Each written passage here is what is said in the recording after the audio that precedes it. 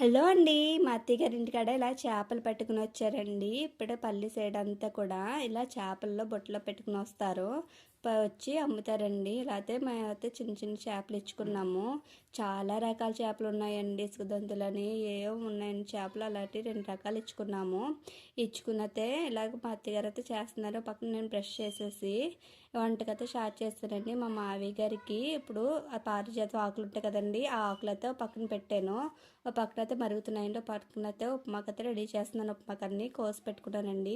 ఇలా అన్ని రెడీ చేసిన తర్వాత ఉప్మా కూడా చేస్తానండి. స్టవ్ ఆఫ్ చేసుకుని ఇలా అయితే మా అత్తగారు అన్ని చేపలు కోసేసుకుని ఉప్పు కారం అయితే పెట్టేశారండి.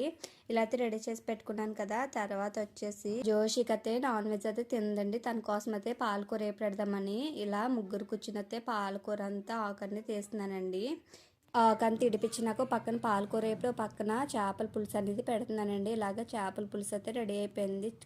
టేస్ట్ అయితే చాలా చాలా బాగుందండి. చేపల కాస్ట్ వచ్చేసి 50 రూపాయలు ఇచ్చామండి. టేస్ట్ అయితే చాలా బాగుంది. తర్వాత వచ్చేసి మేము పండగ దగ్గర ఉంది కదండి, వంట అంతా కంప్లీట్ అయిపోయిన తర్వాత మొత్తం ఇల్లు రూమ్లన్నీ కడిగేసి హాల్ కూడా నీట్గా కడిగేస్తున్నామండి. పక్కన నేను కడుగుతుంటే పక్కన మా అత్తయ్య గారు అయితే వాటర్ అంతా అందిస్తున్నారండి. ఇలాగా అంతా క్లీన్ చేసిన తర్వాత మాఫ్ పెట్టేసి ఫ్యాన్లు అయితే వేసేసానండి.